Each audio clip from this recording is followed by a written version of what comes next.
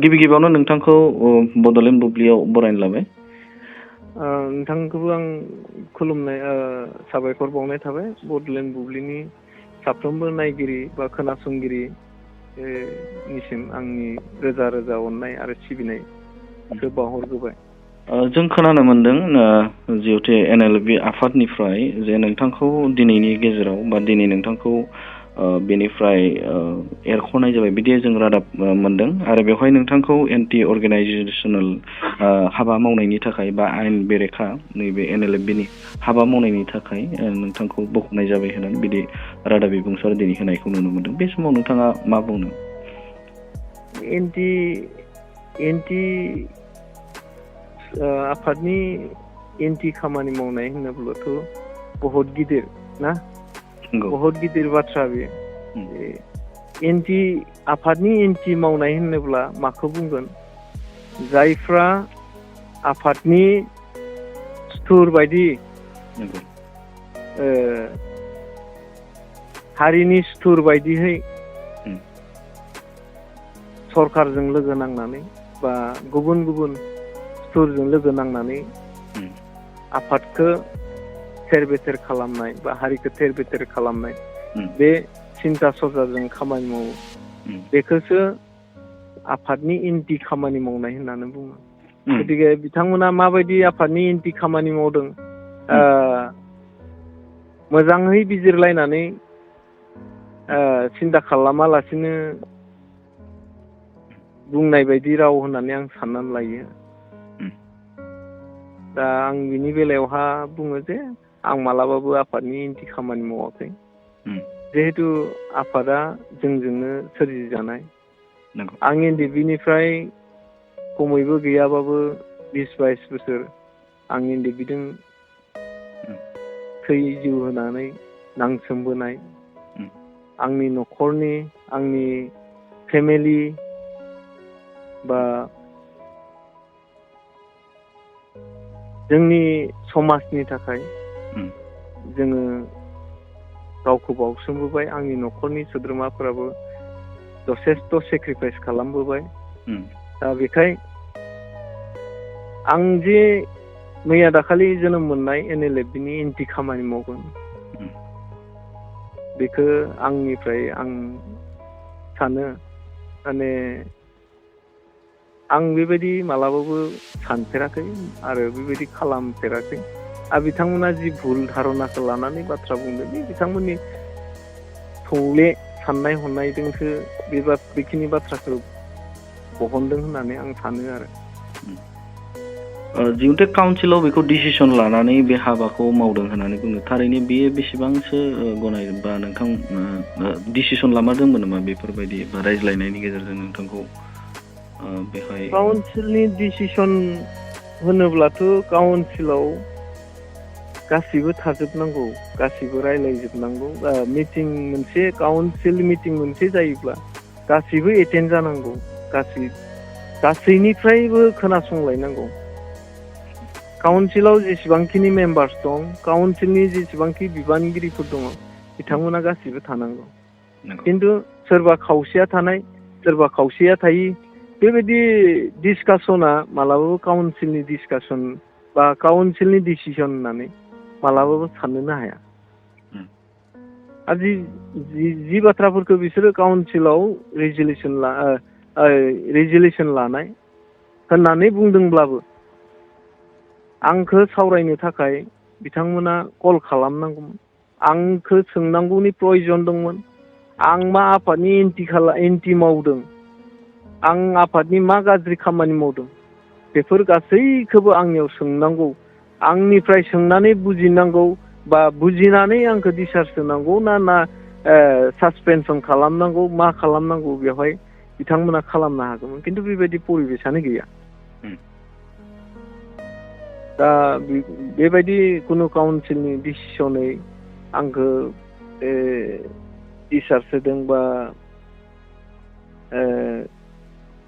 आफादनिफ्राय बिबाननिफ्राय एंग्लायनायनि खोथा जि बुंदों बेखौथ' बिथांमोनासो बुजिसिगौ। आंथ' आरो मा होननानै मा बुजिबावनो। जिहते बे जिखिनि प्रेस रिलिज खालामनाय बेवहाय रोखायै लिरनाय दङ 15 days बा 15 सान नोंथांनो सम होदोंमोन जे आफादनि बेरेखा खामानि मावनायखौ नोंथांखौ क्लियारिफाइ होनो थाखाय बेहाय नोंथांनो मोनसे बिथोन गथायदोंमोन। दा थारैनो बेयो बेसेबां बेयो क्लियारिफाइ नोंथांनाव बिदोंमोन नामा 15 साननि गेजेराव? बेयावनो हमनो हायो जे आंजोंबो लोगोसे गोबां मानसिया जेब्लायबो आंजों थाबाय थायो। आंनि साखाथिनिफ्राय बिथांमोना खारा। आं जेब्लायबो साखि लानानै खामानि मावो। आं जेब्लायबो साखि लानानै बाथ्रा रायलायो। दा बे बेलायावनो हमनो हायो जे बिथांमोना बिराद मिसा बाथ्रा बुंदों। दा नोंथाङा बुंनाय बायदि जे 15 daysनि गेजेराव क्लियारफाइ होनांगौ बा स्पष्ट क्लियारै गावनि गोरोन्थिखौ बुंना लानांगौ बे बाथ्राखौ बिथांमोना बुंदोंब्ला आंनियाव नटिस फैनांगौमोन। नटिसनिबो खुनु रावबो साखि होनो हाया आरो बेबायदि क्लियार होनांगौ होननानै आंखौ खुगाजोंबो बुंनाय फंसेबो बाथ्रा गैया। 15 days जिहेतु आंखौ टाइम होदों होननानै बुंदों बे एकदमबारे मिसलिया नंखायथार आरो। अब्ला नोंथांनो जेबो बिदि बायदि लेटार आरो बा बाय फनै नोंथांनो बिदि बायदि क्लियारिफाइ होनो थाखाय लाइजाम बा माबा मोनसे फनजों जनायाखैमोन नामा नोंथांनो? बेबायदिथ' बाय फनावबो जेबो आंनो जनायाखै, खुगाजोंबो जेबो जनायाखै। आंखो 15 daysनि गेजेराव प्रब्लेमफोरनि सायाव बाथ्रा खेंफोरथि होनांगौ बेसांखिनि रावबो बुङाखै। दा आफादा मा डिसिसन लादों लायाखै आंथ' जेबोखौनो हमदांनो हायाखै। गतिके रायजो राजा दं, रायजो राजाया बिजिरगोन। आंनिसिम जेबो नटिसबो गैया आरो जेबो बिथांमोना क्लियारफिकेसन बिनाय बेबायदि रावनिफ्रायबो फनबो फैयाखै, रावबो फन वाट्सएपफोरावबो मेसेज रावबो हरनाय गैया। गतिके नंखायहै आंखौ षड़यन्त्र खालामनानै सानैसोआ बायदि रोखोम सिन्ताजों खामानि मावदोंदां आं बेखौ हले बुंस'नो हाला आरो। दा बेहाय नोंथांनिफ्राय मोनथिनो लुबैगोन आङो जे जिहते सनाय डिजिगनेसन केम्प दा बेहाय नोंथाङा बे डिजिगनेसन केम्पखौ नोंथाङानो नायोमोन। दा बे हिसाबाव नोंथांजों बा नोंथांनि जिखिनि दा खामानि मावनाय थामहिनबा बे जायगायाव थानाय बे थासारिया माबायदि जानानै दं दा नोंथांमोननि केम्पआव बे रादाबखौ? बेनि थासारियाथ' दा बुंनो थाङोब्ला दाखालि बिसोरो डिक्लेयार होदोंमोन जे आं खोनाफैदोंसो, आंबो गैयामोन। आंथ' जेब्ला बिसोरो क'क्राझाराव सावरायो बे दिननिफ्रायनो आं थाखायाखै। आं माने माखासे बाथ्राफोरखौ सिन्था खालामनानै आं थायाखै। आं खोनानायाबो गुबुननिफ्राय खोनादों। खोनानाय लोगो लोगोनो आं केम्पआव थायाखै। आं केम्पआव गैयि टाइमाव सेंग्राफोरनो बिथांमोना डिक्लेयार होदोंमोन जे गथ'खौ डिसचार्ज होनाय जाबाय आरो बेजों लोगोसे साथामखौ डिसचार्ज होनाय जाबाय। नोंथांजों बेबायदिहै साथामखौ डिसचार्ज होनाय जाबाय होननानै बिथांमोना डिक्लेयार होदों केम्पआव। डिक्लेयार होनायनि उनाव केम्पनि थासारिया बोरै जादों बेखौ आं बुंनोसै। गोबाङा आंखौ मोजां मोनग्राबो दं, गोबाङा आंखौ आंनि सायाव सोनारनानै दं। दा बेबायदि हिसाबै आंखौ मोजां मोनग्रा गथ'फ्रा, आंखौ मोजां मोनग्रा जायफोर दावहारु लोगोफोर दं बिथांमोना आंजों लोगोसे गासैबो फैदों आरो। दा जों जेब्ला थादोंमोन अब्ला जों सनाय केम्पआव थानाय टाइमावहा 110 दंमोन टटेल केडार। 110आवहा गोबां मानसिया न'खरनि प्रब्लेम बा बायदिसिना प्रब्लेमनि थाखाय गुबुनाव खामानि मावहैनानै थाहैबाय बा आफादनिफ्राय ओंखारलांबाय। बेबायदि थासारिजों 73 दंमोन। 73आवहा आं दं दायो 43 नोंथांजों 43 केडार्सआ आं दा दंफैयो आरो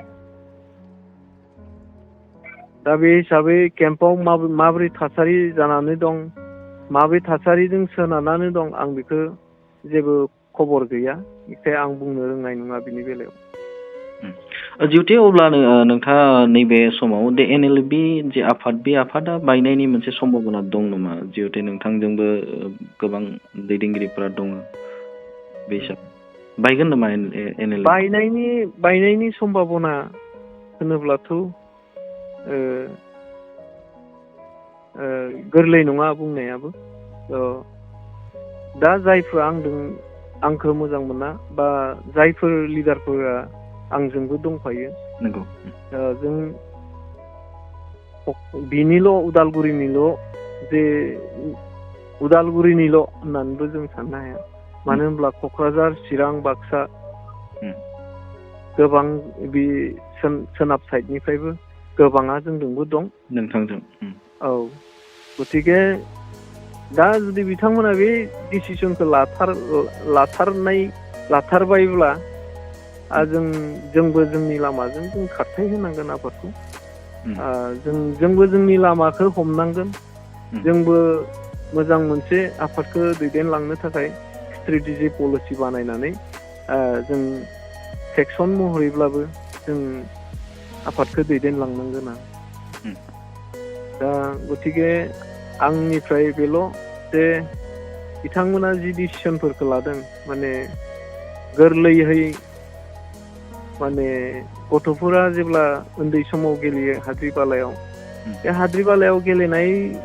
समफोरनि बाथ्राखौ साननानै संगठन मोनसे आफाद मोनसे दैदेननायाव बाहायदों होननानै आं गोरलैयै सानो आरो बिथांमोननि जि डिसिसन बिथांमोननि डिसिसनखौ गतिके जों गोबाव सम NLFB आवबो मावबोखाबाय NLFB जेब्ला जोनोम जादों बिनि हिस्ट'रिखौथ' बिसोर नागिरबाबो मोना आरो बिसोर रावबो बुजिया NLFBनि हिस्ट'रिया मा NLFBखौ बोरैहाय गठन जाखो बे बुस्थुखौ बिथांमोना रावबो बुजिया बे बिथांमोना जायफ्रा बे डिसिसनफोरखौ लादों माने आं सानो जे जोंनो मासे जिबौखौ गोरलैयाव गाइखेर दौनानै फेदेरबाय फोलावबाय दा जोंखौनो माने जिबौआ एकदम जिबौ बिस गोनां जिबौफोर बायदि जोंखौ दा सौदों आरो गतिके बिथांमोननि खोथा बिथांमोना माबायदि दैदेनलाङो दा जोंबो जों